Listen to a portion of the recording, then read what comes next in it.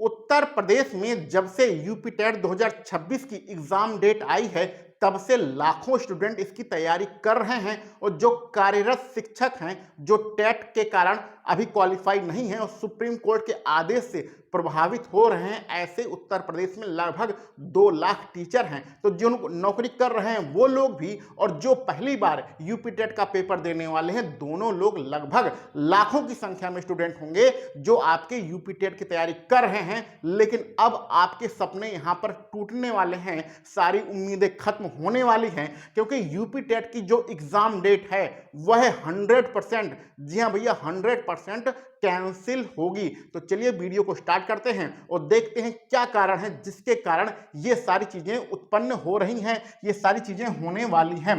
तो उत्तर प्रदेश में एक आयोग है, बहुत ही फेमस, बहुत ही अच्छा, बहुत ही प्यारा सा आयोग है जिसका नाम है उत्तर प्रदेश शिक्षा सेवा चयन आयोग। इस आयोग का एक सूत्रीय कार्यक्रम है कि कार्यक्रम क्या है कि पहले नोटिफिकेशन निकालो और फिर बाद में कैंसिल करो, नोटिफिकेशन निकालो कैंसिल करो, यही इसका एक सूत्रीय काम है और इसके लिए पूरे उत्तर प्रदेश में यह फेमस है। इसने 3 नोटिफिकेशन निकाले थे, मतलब एक ही नोटिफिकेशन में 3 चीजें बताई थी कि भैया आपका जो यूपी टेट होगा उसका पेपर हम 29 और 30 जनवरी 2026 को लेंगे। दूसरे नोटिफिकेशन में बताया था कि पीजीटी जो 2022 वाला पेपर है वो आपका 15 और 16 अक्टूबर को कराएंगे और टीजीटी वाला जो 2022 वाला पेपर है वो आपका दिसंबर में होगा, 18 और 19 दिसंबर को आपका पेपर होगा। एक नोटिफिकेशन में इसने बताया और आपका अक्टूबर आ भी गया, इसने कोई तैयारी नहीं कर पाया और कोई तैयारी ना करने के कारण ये आपका पीजीटी वाला पेपर कैंसिल हो चुका है, ये कैंसिल हो गया। अब आपका 15 और 16 तारीख को पेपर नहीं होगा, पेपर कैंसिल हो गया और कोई तैयारी है ही नहीं, तो ये दिसंबर वाला जो पेपर है टीजीटी वाला यह भी कैंसिल हो जाएगा, 100% कैंसिल होगा, क्योंकि इसकी अभी कोई तैयारी है ही नहीं।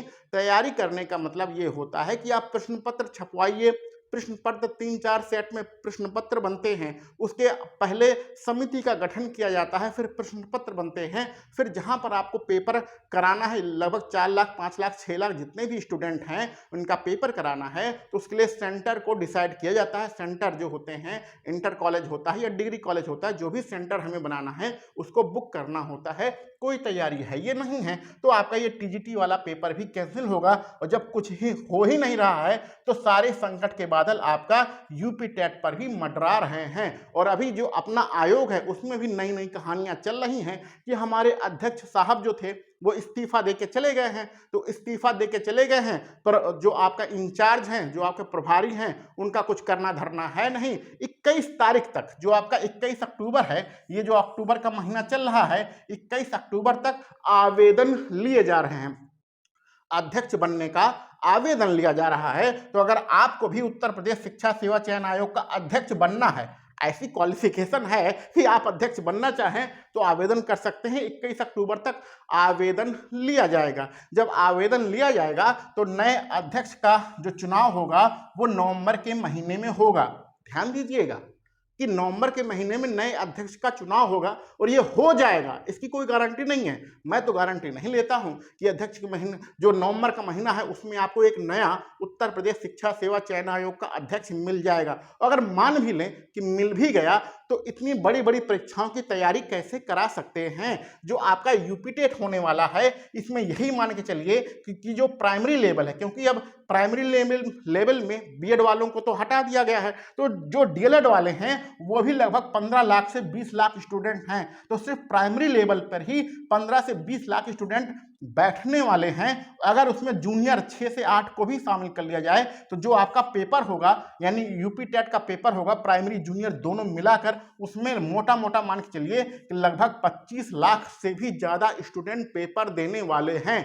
जिस ऐसी परीक्षा जिसमें 4 लाख 5 लाख बच्चे हैं, कौन सा पेपर, ये पीजीटी वाला, टीजीटी वाला, इसका तो पेपर करा नहीं पा रहे हैं। और ऐसा एग्जाम जिसमें लगभग 25 लाख स्टूडेंट पेपर देंगे, उसकी तैयारी ये कैसे कराएंगे, बहुत दिक्कत की बात है। तो ये जो आपका 29 जनवरी है और 30 जनवरी है जिसमें आपका पेपर होने वाला है, वो आपका पेपर नहीं हो सकता है।